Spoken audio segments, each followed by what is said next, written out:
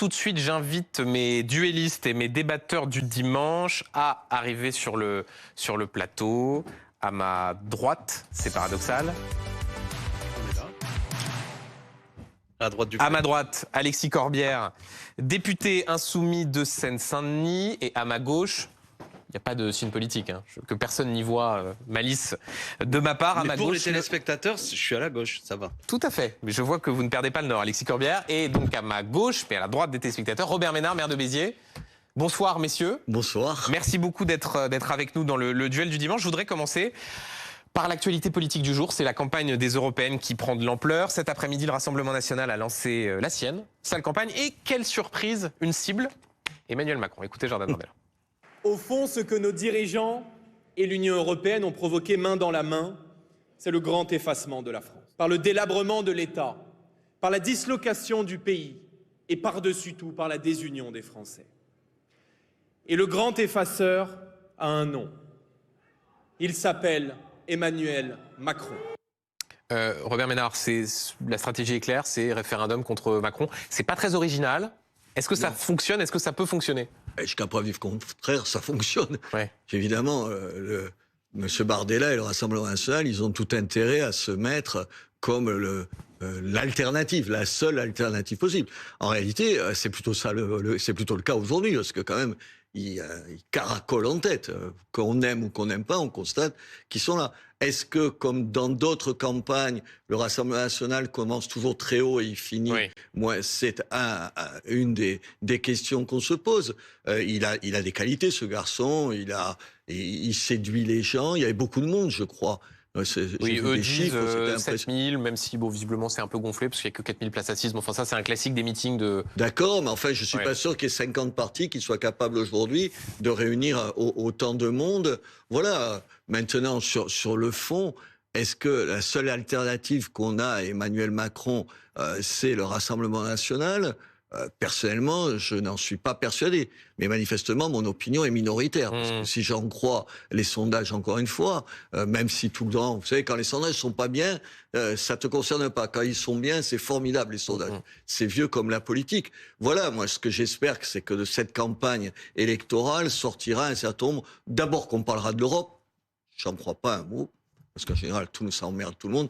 Dans les médias, moi, on m'a toujours dit, quand j'étais journaliste, « Ah non, l'Europe, t'en parles pas, ça fait chier le monde, et donc tu parlais d'autre chose. » Et que plutôt qu'une espèce de match, on sorte avec 2 ou 3 idées sur ce qu'on peut faire. Sur l'agriculture, enfin, on est tous les deux du Midi, et de la même ville, en l'occurrence de Béziers, on est dans un océan de vignes. Parce que Alexis Corbière est originaire de la ville dont vous êtes le maire. Absolument, je connais la famille Corbière, c'est une famille qui compte dans la ville, et donc on est de ce pays-là, et on s'inquiète, je suppose, l'un comme l'autre, des viticulteurs. Moi, ce que j'ai envie, c'est savoir qu'est-ce qu'on peut faire pour les aider. C'est aussi bête que ça. Si la politique, ça sert qu'à des matchs, ça n'a aucun intérêt. Si ça nous permet, par exemple, de trouver une réponse à ça, je trouve que ce sera bien. Enfin, c'est dès que ça ressemble à des vœux pieux, quand même, tout ça. Alexis Corbière, ce match RN Emmanuel Macron? La campagne commence. Le Rassemblement national fait son meeting. Pour ce qui est de la France insoumise, ce sera dans 15 jours. Sans doute Manon Aubry sera notre tête de liste. Nous, on aurait préféré que tout ce qui composait la NUPES fasse liste commune. Il faut encore continuer à faire ça. Donc, on va faire une belle campagne. Il y a un enjeu à ce que, effectivement, tous ceux qui sont assez en colère avec la politique d'Emmanuel Macron, et avouons-le, c'est majoritaire dans le pays, ne se voient pas présenter quotidiennement comme seule solution le programme du Rassemblement national. Moi, je respecte les électeurs du RN, mais pour ma part, je pense que ce que veulent les gens, c'est une meilleure répartition de richesses, que les salaires augmentent, que le travail paye, que les services publics soient défendus, que quand on va à l'hôpital, on puisse être accueilli, que l'école soit de qualité, etc., etc. Et j'observe, pour prendre ce petit aspect des choses, que monsieur le maire qui vient de nous dire qu'au nom des exigences de l'Europe aujourd'hui, il faut faire 10 milliards d'économies, ça signifie concrètement beaucoup, comment dirais-je, d'effets contraires de ce que je viens de dire. Alors, on va faire campagne. Je profite de l'occasion, en vous remerciant de m'inviter, que jusqu'au 3 mai, il faut vérifier si on est bien inscrit sur les listes électorales. Vous voyez ça à quoi je fais référence? Je vois à peu près, oui. Mais il n'empêche que il faut dire aux Français, parce qu'il y a quand même un nombre important de Français qui sont mal inscrits. Monsieur Ménard évoquait le fait que désormais je suis un élu de Seine-Saint-Denis, mais moi quand j'étais étudiant à Paris, j'étais parfois encore inscrit à Béziers. Vous savez, on refait les listes avant les élections parce qu'on constate chaque fois qu'il y a des gens qui sont pas inscrits. Voilà. Ils changent d'adresse et ça suit pas et tout. Il y a les abstentionnistes durs. Il y a les abstentionnistes durs. Il y a plein de gens par négligence. Eux, faut leur donner envie d'aller voter par le programme, par la campagne. Et puis il y a toute une série de gens parce qu'on a oublié, machin, on fait pas le boulot. Bon, donc ça, ce serait bien aussi parce que quand même, quand c'est 20% du corps électoral qui est impacté, c'est pas un petit sujet. Là-dessus, c'est dit. Mais j'entends bien. Donc la campagne commence. Mais je répète, maintenant, à nous de faire entendre des propositions qui notamment. Alexis Corbière, je vous en prie. Je suis d'accord. Quand vous faites la liste de ce qui vous tient à cœur, vous savez, je pense que le Rassemblement national, il pourrait faire exactement la même liste sans que ça à rien. Là, exactement la même liste. La question, c'est pas la liste de meilleurs services publics, que les gens pauvres, et Dieu sait qu'on en a, soient moins pauvres, que l'école fonctionne mieux, enfin, tout ça, on est tous d'accord. Attendez, grosso modo, oui. Essayons de ne pas être caricaturaux. Non, mais je suis pas. Attendez, Robert Ménard, je suis pas caricatural. Je prends un exemple. Attendez, je veux juste vous dire. Sur ces questions. En tout cas, tous les deux, on est d'accord là-dessus. Parlons pas de tout le monde. Moi, je parle en mon nom et pas au nom des autres. C'est plus facile. Moi, je suis d'accord. Et en même temps, vous comme moi, on ne peut pas ne pas constater que chaque année, il y a des déficits français qui sont abyssaux. Et qui posent problème parce qu'un jour, il te faut les rembourser. Bon, je peux répondre à ça ? Attendez, et donc, quand vous dites d'un revers de main, Monsieur le maire propose de faire des économies, moi, honnêtement, je vois mal, mais peut-être je me trompe, comment aujourd'hui on peut pas faire des économies. La vraie question, me semble-t-il, c'est où on les fait, ces économies. Où on les fait. Moi, dans ma ville, qui est en l'occurrence la vôtre aussi, t'es bien obligé de faire... Celle de mes parents. Oui, celle de vos parents. Mais je l'aime. Oui, d'accord, mais enfin, je sais pas, je vous ai vu cette semaine, et vous aviez l'air bien dans la ville, à côté, vous voulez tout savoir. Je suis allé voir ma vieille maman qui avait des problèmes de santé. Mais qu'importe. Bon, alors, attendez. Donc, réponse d'Alexis Corbière sur cette question des finances publiques. Dans cette ville, dans ma ville, je rajoute rien de tout, dans notre ville, allez, arrêtons de plaisanter, dans notre ville, tu dépenses plus, tu investis plus, tu fais forcément des économies sur d'autres choses.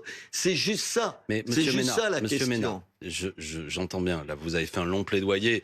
Bon, de quoi s'agit-il ? Non, je suis pour personne. J'essaye de comprendre. C'est que vous dites des évidences que tout le monde se dit, il a raison, Robert Ménard. Sauf que ce que je crois, ce que j'affirme, ce que nous affirmons, c'est qu'y compris les déficits publics ont été creusés par une succession de politiques en vérité, de baisse d'impôts pour les plus fortunés. On supprime l'ISF, on fait des économies et des cadeaux à des entreprises, 480 milliards, etc., etc. Donc, au bout d'un moment, les caisses de l'État sont vides parce qu'il y a des politiques de non-redistribution qui sont faites avec des inégalités qui se creusent. Alors, le problème, une fois qu'on a une situation difficile, moi je suis pour, vous savez, il y a quelque chose de magnifique. Il faut plaider pour ça. L'impôt, c'est bien, l'impôt redistributif, l'impôt progressif. On a l'impression qu'on dit un gros mot, que les riches, que les plus riches payent beaucoup, que les petits payent peu. Sauf que quand vous avez aujourd'hui, contrairement à ce qu'il se dit, une situation de politique fiscale qui vise à ce qu'aujourd'hui, les plus fortunés, les grandes entreprises, ne payent même pas le même impôt que vos petites entreprises de Béziers que vous aimez beaucoup. Les petits patrons, je les connais, les gens sont scandalisés. Vous avez des taux d'impôt. Donc tout ça, on est d'accord pour faire quoi ? Pour se dire qu'il faut, contrairement il faut aujourd'hui avoir une politique publique qui vise à dire que il faut une autre politique fiscale et il ne faut surtout pas faire reposer sur les services publics les conséquences de cette dégradation. Parce que encore une fois, que les petites entreprises payent plus d'impôts que les grosses.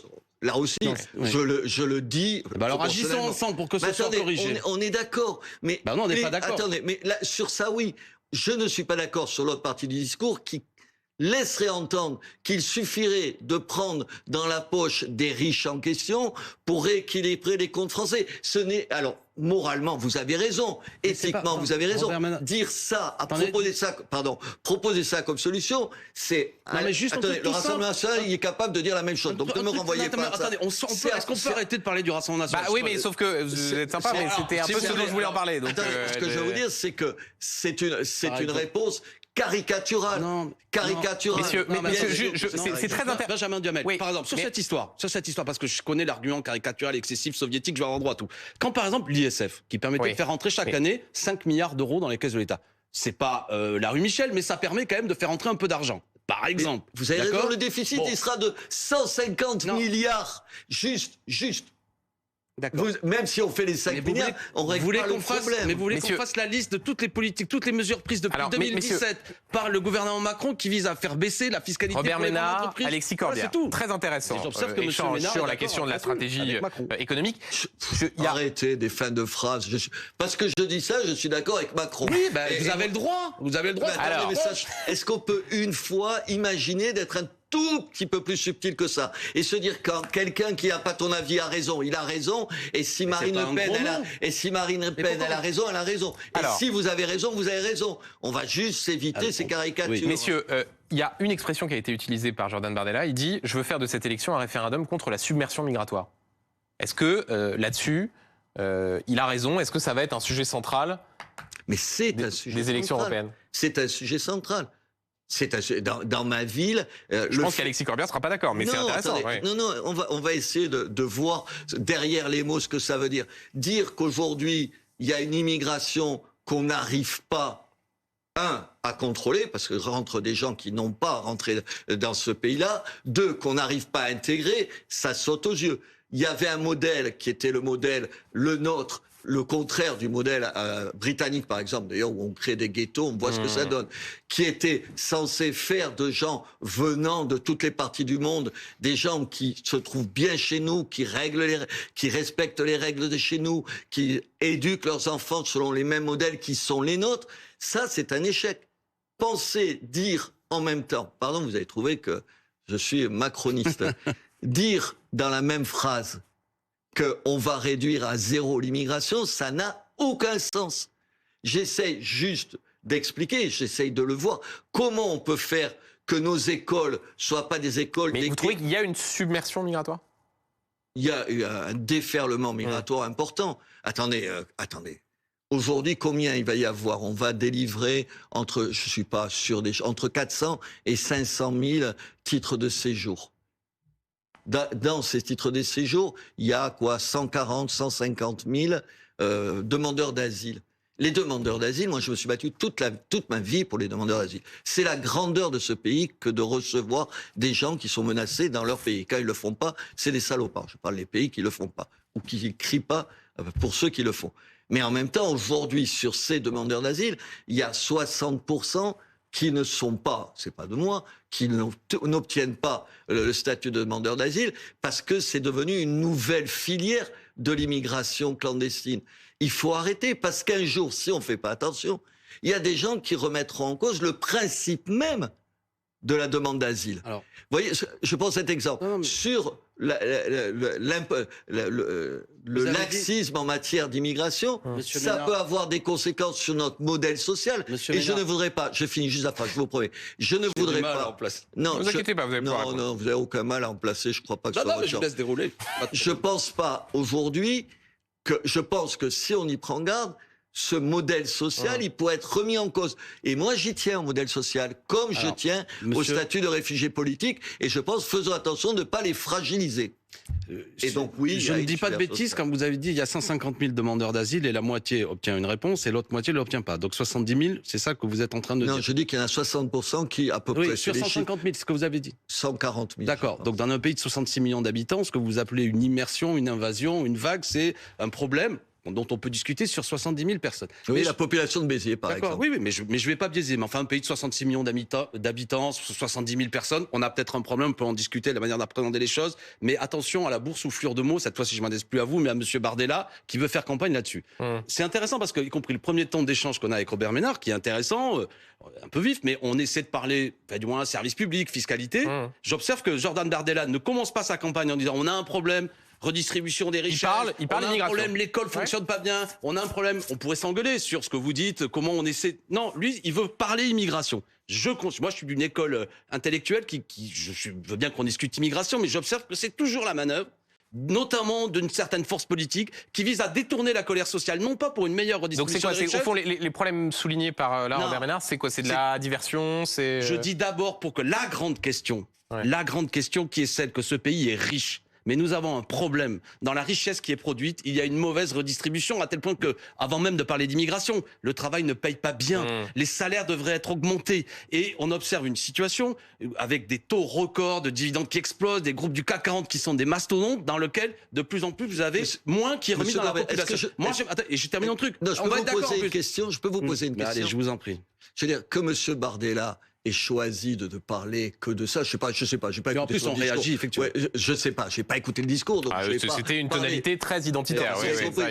Attends, je fais attention à ce que je dis à propos de quelqu'un dont j'ai pas entendu ce qu'il disait. Est-ce que vous n'avez pas le sentiment que si certains font...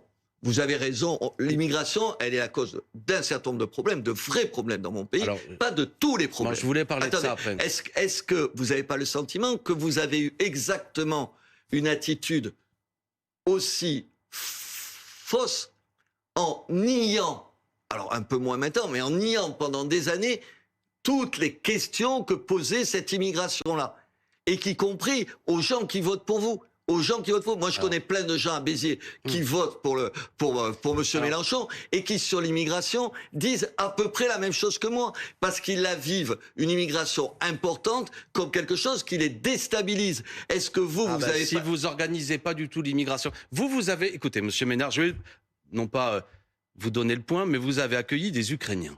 Oui. Et c'est tout à votre honneur. Vous l'avez organisé. Quand on organise l'accueil de gens qui fuient un pays en guerre, vous savez quoi? Ça se passe bien. D'accord? Ça se passe bien. Parce que qu'est-ce qu'ils veulent les gens? Qu'on les nourrisse un peu, qu'on les accueille, et puis progressivement, c'est des gens qui veulent travailler, qui veulent pas profiter, etc., etc. Oui. Effectivement, là où je suis d'accord avec vous... Qui veulent pas profiter, qui se plient à nos règles. Mais je vais vous dire un truc, ce sera peut-être après le désaccord, et on va pas passer là-dessus, c'est que vous savez, un Tunisien, un Syrien, fondamentalement, c'est comme un Ukrainien.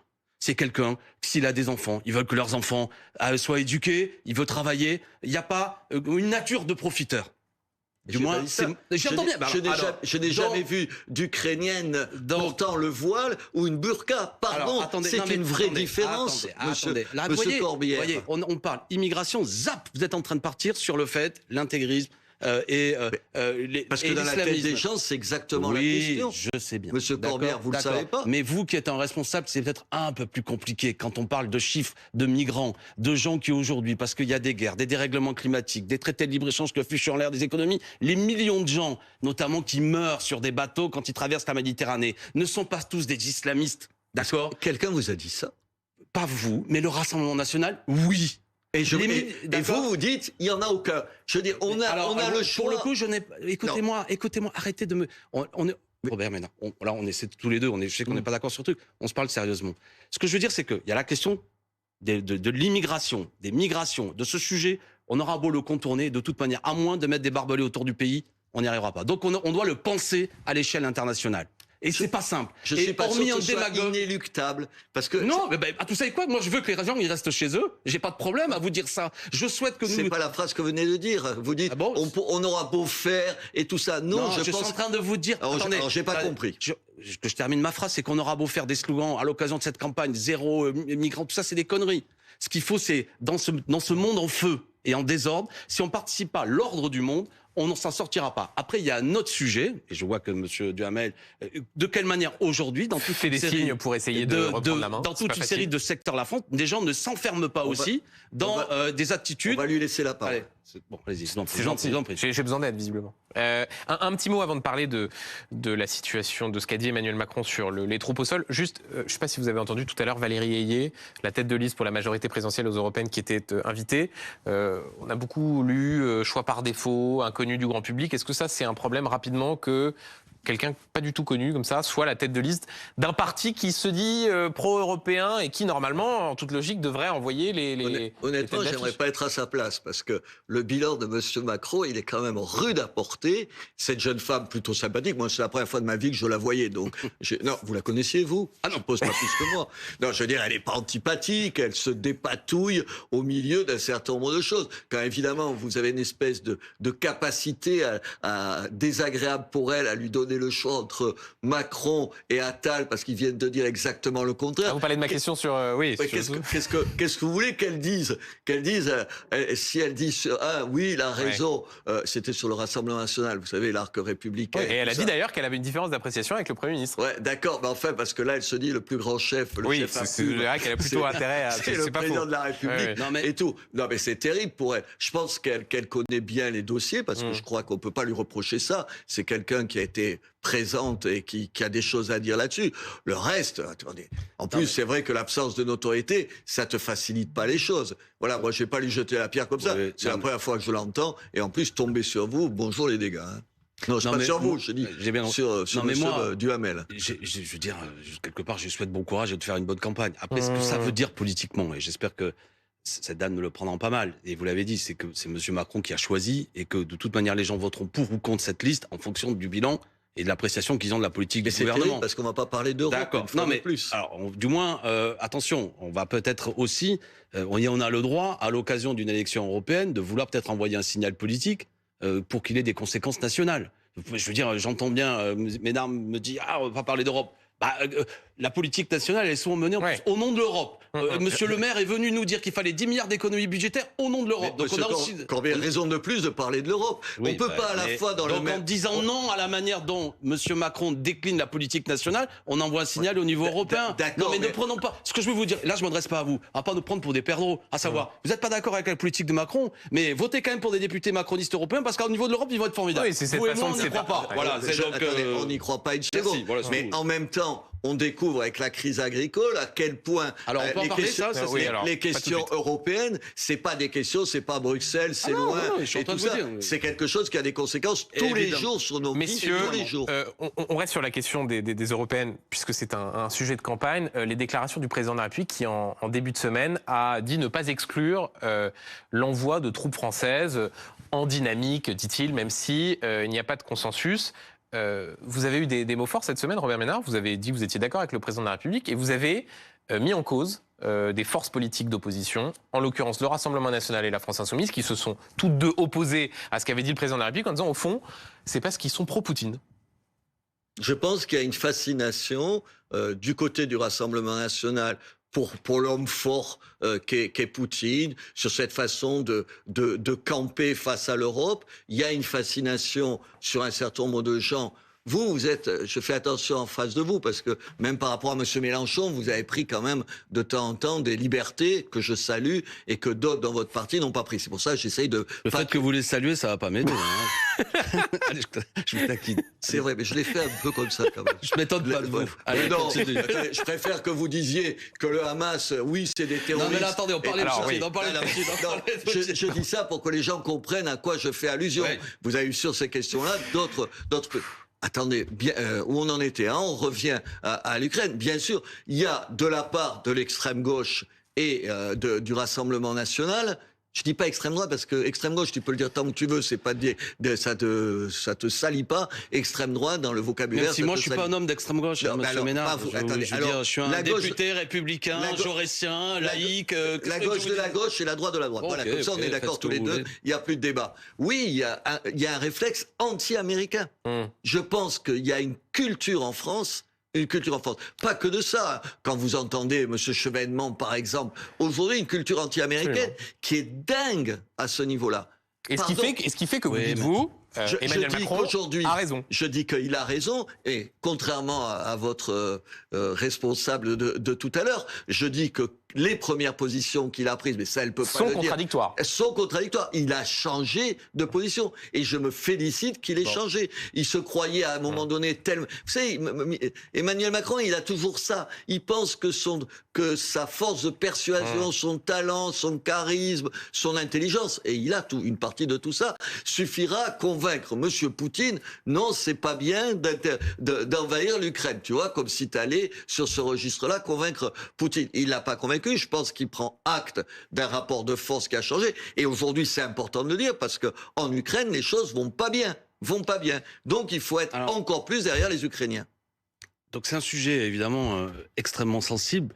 Essayons d'éviter les arguments de parce qu'on n'est pas d'accord avec Monsieur Macron qu'on serait pro-Poutine. Non, alors mais là, pour le je coup, dis en plus, c'est des facilités de non, mais Alexis discussion. Corbière, je rappelais ce qu'a été la réaction de Jean-Luc Mélenchon dans la foulée, qui s'est offusqué de ce qui avait été dit par le président de la République. Non, de toute façon, le jeu et la polémique, il faut l'accepter. Non, Mais enfin, je veux dire, l'idée que c'est quand ce on qu'il a dit, critique, quand même. non, mais l'idée que quand on critique, on est lié à une puissance étrangère. Moi qui suis prof d'histoire, et vous êtes aussi cultivé que moi autour de la table, on l'a tellement vu. Jaurès qui se faisait traiter d'agent du Kaiser, etc. Donc on peut faire de la géopolitique. Personne ici n'a dit ça, vous avez remarqué. Ah pardon, moi je suis à l'Assemblée nationale, j'ai vu le Premier ministre rentrer dans le chou, si je puis dire, du Rassemblement national avec une violence quasiment qu'il est traité de la 5e colonne poutinienne. C'est stupide de faire ça. Donc ce que je veux dire, c'est que, vous voyez, en plus j'ai pris quasiment la défense de mes adversaires. Ce que je veux dire, c'est qu'on peut réfléchir à ces affaires en disant, voilà, maintenant, je pense qu'il faut, oui, aider l'Ukraine, évidemment, mais il faut l'aider dans une situation où ce que nous voulons, c'est, parce que sur le terrain, des choses vont se jouer, y compris dans le rapport de force militaire, pour créer des conditions de pouvoir avancer vers une conférence de paix. D'accord ? Moi, ce que je considère, c'est que c'est très difficile, mais tout ça devra finir à l'arrivée par quand même quelque chose qui est acté dans le droit international et nécessairement que il y a un agresseur et un agressé dans l'affaire. Poutine est l'agresseur. Mais tout de même, on est des gens sérieux. On parle d'une puissance nucléaire, je parle de la Russie, qui, à mon avis, ne se verra pas infliger une défaite de toute manière par l'Ukraine militairement. Et je ne souhaite pas que nous rentrions dans un cycle qui vise à l'arrivée à ce que nous allions vers un conflit de dimension mondiale. Je suis face à un prof d'histoire. Que vous êtes. Donc, et je déteste cette espèce d'anachronisme qui consiste à aller puiser dans quelque chose qui s'est passé il y a 60 ans, exactement en disant on vit la même situation. D'abord, c'est jamais fait, enfin, c'est pas vous, j'ai la preuve. Mais quand même, aujourd'hui, moi, je connais assez bien l'Ukraine pour y être allé plein de fois quand j'étais le patron de Reporters sans frontières. Et depuis, puisque vous le savez, notre ville est jumelée avec une ville ukrainienne. Vous pouvez pas aujourd'hui dire que la paix est à l'ordre du jour, où est l'objectif maintenant. Ça n'est absolument pas ce que j'ai dit. Hein. Non, mais attendez, est-ce que j'ai dit ça ? Je dis juste que la rhétorique, la paix, aujourd'hui c'est la paix, battons-nous pour la paix. Pardon, j'ai des rassemblements dans ma ville, mais partout en France, de gens qui viennent hurler qu'ils sont pour la paix en Ukraine. En fait, aujourd'hui, t'es pas pour la paix en Ukraine. Attendez, pardon, aujourd'hui, t'es juste... vous l'avez dit vous-même, pour que l'agresseur sorte pas la tête haute de ça. On est d'accord. On est d'accord là-dessus. Sauf que vos amis chez moi, ils disent pas exactement ça. Donc sur quoi des gens ont réagi, c'est quand le président de la République, on parle pas, avance l'idée. Alors sur une formulation dont on peut discuter, mais enfin, quand même, n'exclut pas comme il dit.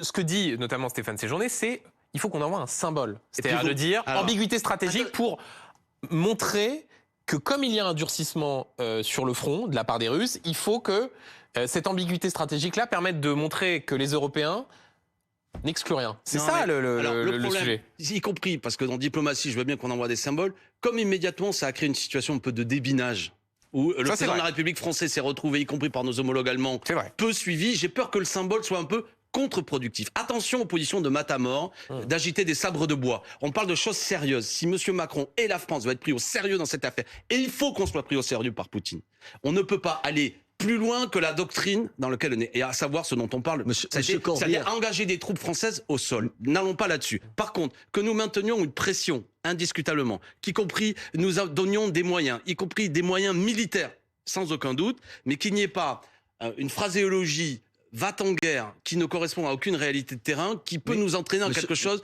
que ni vous ni nous ne voulons pour les générations futures. J'ai entendu exactement la même chose quand au début, vous savez, au début de la guerre, il y a 2 ans maintenant, un certain nombre de gens disaient « De toute façon, il faudra donner des avions à l'Ukraine. De toute façon, il faudra leur donner des canons à longue portée, y compris si ça touche le territoire russe. » Vous vous rappelez, c'était les va-t-en-guerre. Je crois qu'aujourd'hui, on peut au moins être d'accord là-dessus. On s'est trompé sur comment ce conflit allait durer ou perdurer en ce moment. Ni vous ni moi ne sommes capables de prévoir ce qui va se passer. Ni vous ni moi ne pouvons dire il y a des choses qui sont exclues. Donc moi, je n'exclus rien et je serai le dernier à dire aujourd'hui, à affirmer, vous voyez, donner ma main à couper, que demain, on n'aura pas de soldats européens sur le sol ukrainien. Ça, c'est la première chose. Attendez, aujourd'hui, vous imaginez quoi ? Vous imaginez qu'on peut pas être encore, on ne doit pas être encore plus derrière les Ukrainiens. Vous pensez qu'on peut accepter Non mais là, vous faites l'idée... des tautologies, c'est pas le sujet, bien sûr. Attendez, vous pouvez accepter l'idée que la Russie sorte gagnante de cette crise-là. Non mais Robert Ménard, on est d'accord, mais là, bon, vous êtes... alors dites-le. Non mais vous êtes habile. Non mais vous êtes habile, mais c'est pas le sujet. Le problème n'est pas de dire vive l'Ukraine. C'est qu'on a affaire à un président de la République qui quand même est allé plus loin que la doctrine militaire et géopolitique de la France. Mais on est le seul pays. Non, on est le seul pays en Europe à siéger au Conseil de l'Europe. On est le seul pays en Europe. Et on est en droit, mais pour on terminer, est le seul pays en Europe à avoir l'arme nucléaire. On a des responsabilités.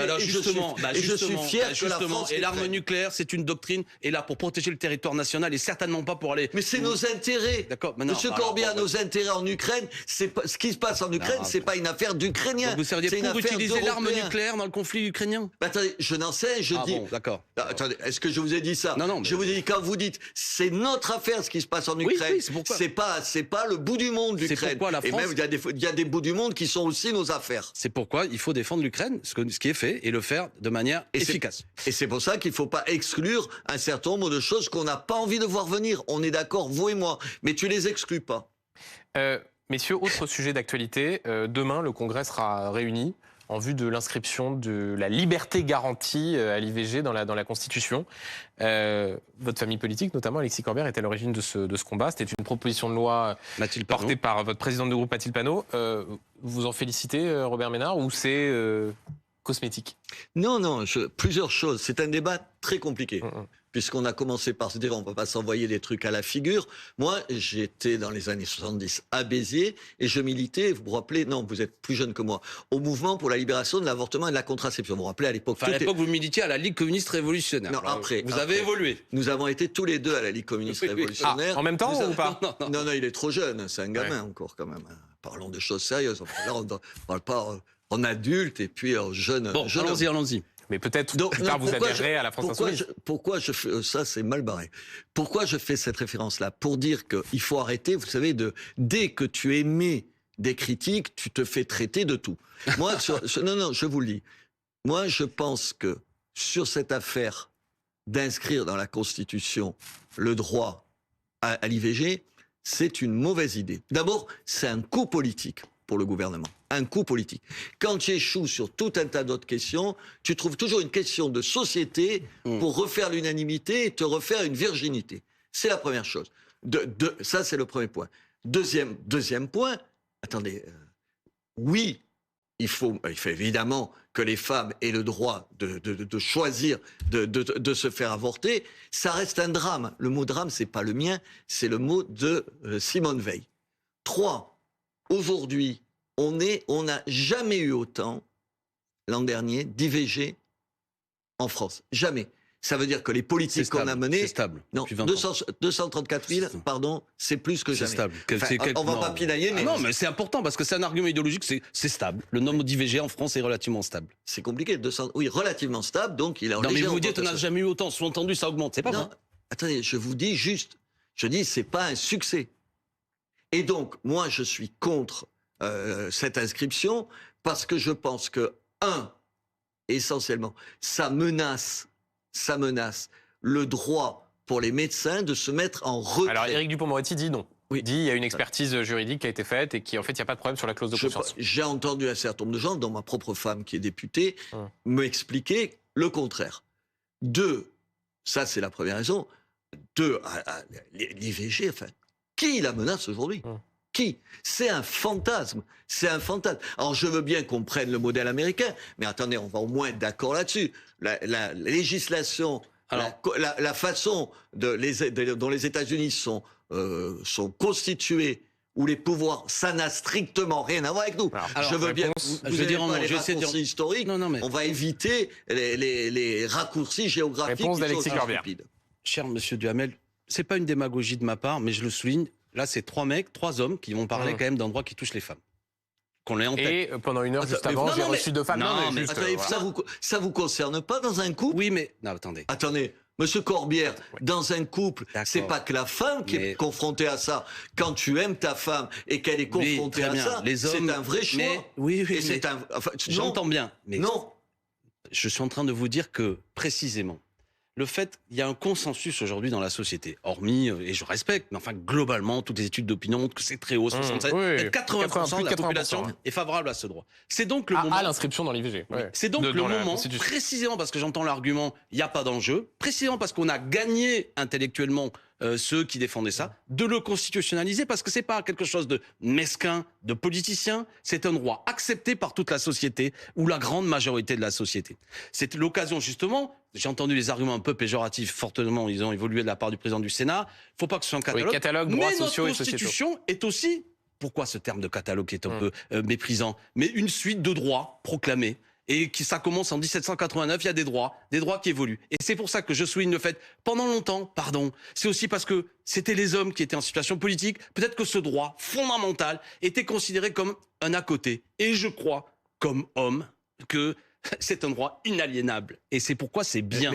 D'accord ? Vous C'est bien. n'avez pas le sentiment que j'ai dit que c'était un droit Non, mais... de rien du tout. Je dis juste que sur cette affaire-là, on ne peut plus débattre pour les raisons que vous avez évoquées. Robert Ménard, je débat avec vous, moi je respecte. Non, mais il y a une telle pression. Souvent, ça arrive sur des sujets moi, comme j'en ça. subis pas des pressions. On a le droit de porter. Vous avez le droit de porter des positions un peu marginales. Non, pour le coup, je débat avec vous. Je le dis de la même façon.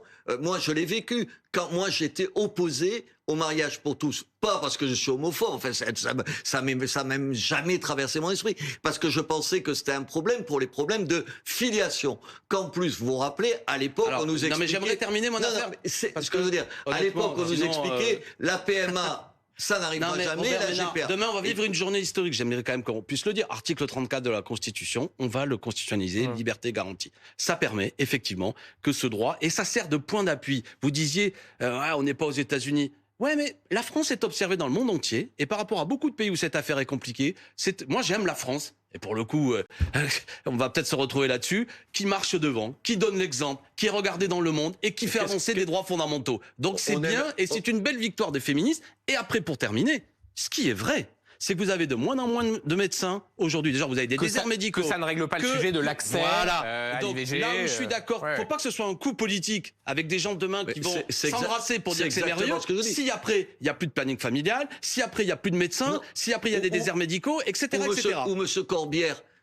Et quand on va au planning familial, qu'on puisse entendre deux choses. Oui, vous avez le droit d'avorter, personne ne le conteste. Et moi, jamais je me suis prononcé là-dessus, tellement c'est un drame personnel et aucun d'entre nous n'ira dire quelque chose sur ça. Mais aussi donner la possibilité à ces femmes-là, leur dire qu'il y a d'autres choix. Ouais, là, non mais bon, je vous ouvrez une polémique que porte notamment Emmanuel Ménard à l'Assemblée nationale, que je connais comme un courant intellectuel qui consiste à dire aux femmes, est-ce que vous prenez la bonne décision? Et il y a quand même, on le sait très bien, des courants intellectuels, spirituels, qui pensent qu'il faut quand même convaincre la femme de ne pas faire l'IVG. Non, pas convaincre, lui donner une alternative. Bon, ça existe l'alternative. Oui, mais c'est ça. C'est juste mais ça. Une femme en détresse, faut pas non plus trop lui faire écouter le cœur du bébé et la convaincre que finalement c'est un crime qu'elle va commettre. C'est une caricature. Vous êtes juste. Je caricature pas sur CNews, c'était encore le cas dans un visuel il y a quelques temps. Qui ici? On est à CNews ici? Non. Personne parle de CNews ici et vous me parlez à moi. Oui, mais ce que je veux dire, non mais là pour le coup, ce que je veux dire, c'est que c'est pas inexistant dans la société. Ça existe des forces qui sont contre l'IVG. Pour terminer. En l'occurrence, ma femme n'est pas contre l'IVG, elle vous l'a dit 18 fois. Voilà, et de toute façon, le débat. Tous les députés, tous les deux, quoi. Alors, messieurs, question, est-ce que vous connaissez Aya Nakamura? Qui? Aya Nakamura.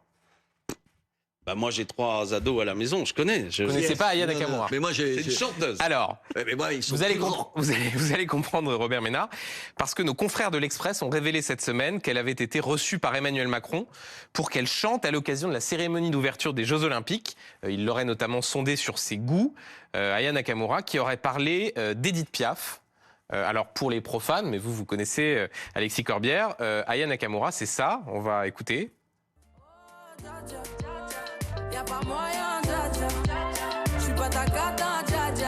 Vous connaissez ça, Alexis Corbière? Tout le monde, mais même Robert Ménard, il connaît. Voilà. Jaja, il n'y a pas moyen de Jaja, c'est une star absolue qui vend des millions de disques. Je dois être très vieux, je m'inquiète. je m'inquiète parce que les enfants doivent écouter, mais ils sont plus à la maison maintenant et donc je n'écoute plus ça. Le fait que le président de la République aille regarder dans le détail et reçoive à l'Élysée une chanteuse en parlant avec elle de la possibilité qu'elle chante à la cérémonie d'ouverture. Je vais pas me moquer devant un historien et d'évoquer la possibilité de chanter Edith Piaf. C'est la monarchie dans toute sa splendeur quand même. S'il a rien d'autre à faire, juste aujourd'hui, que de choisir la musique de la c'est quoi, c'est la séance d'ouverture. Oui, la cérémonie d'ouverture. Honnêtement, je suis sidéré. Moi, je rêve d'un chef de l'État qui parle moins, qui s'occupe pas de tout, qui prennent 2 ou 3 engagements importants, vous savez, qui nécessitent de la durée. Je sais pas, l'école, prenons l'école, qui a une vraie priorité, la sécurité. L'immigration non contrôlée, sur quelques sujets, qui les prennent à cœur et qui nous disent, au bout de 5 ans, voilà ce que j'ai fait. Et qui laissent le gouvernement 5 minutes décider tout seul. Mais vous, par exemple, vous aimeriez que qui chante à la cérémonie d'ouverture? J'en sais rien, mais moi, j'ai pas de personne. Je vous l'ai dit 10 fois, il y a des questions, je n'ai pas de réponse. Pas parce que il y a peut-être des artistes que vous aimez bien, que vous aimeriez entendre. Oui, j'aime. Mais enfin, j'irai. Mes goûts personnels vont pas s'imposer à la France. Ici, on est dans un pays où les goûts personnels du chef de l'État pourraient tenir lieu de programme pour les Jeux Olympiques. Ça vous fait pas rire à vous? Ah ben si, moi sur effectivement l'analyse de la Ve République et d'un président omnipotent, il y a quelque chose de singulier.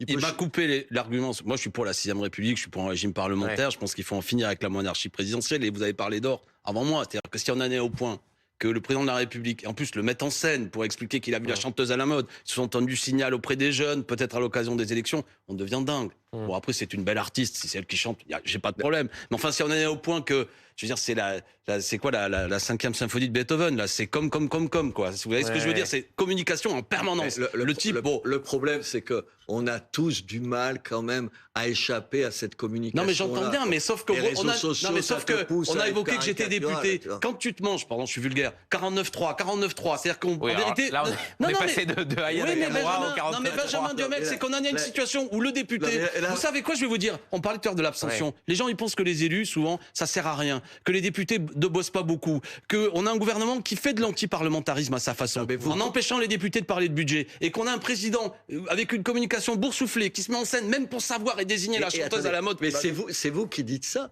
Enfin, attendez, je veux dire, 2 minutes quand même. Le spectacle que vous donnez, les députés de la France Insoumise à l'Assemblée nationale, ça a de quoi faire sourire. Alors attendez, on peut être d'accord là-dessus, appeler à être un peu moins dans la provocation systématique pour faire des bons mots systématiques. Ce dont je parlais, c'est que ce soit au moins les députés qui discutent du budget de la France et que ce soit pas par 49.3 qu'on impose les députés. Ça, vous avez raison. Bon, voilà. Alors, si j'ai raison, restons-en là. Non, reste pas là parce que vous n'avez pas dit ça. Vous n'avez pas dit que ça. Vous avez dit aussi, il faut renvoyer une autre image. Les Français, ils ont des images. Nous, on se met en colère quand la première ministre vient dire 49.3. Vous faites pas en colère. Vous faites un cirque qui, je ne suis pas sûr, participe. En plus, je suis sûr que vous le pensez comme moi, mais c'est trop difficile à dire. Vous faites de temps en temps, vous donnez, souvent l'image d'un cirque dont je ne suis pas sûr. Je pense que la banalisation du mépris parlementaire est un problème politique et que la solution autoritaire va sortir de là. Et je ne suis pas sûr que ce que vous faites à l'Assemblée participe à donner une belle image. Là, on parlait de Macron. Alors, pour être très précis, on parlait d'Aya Nakamura.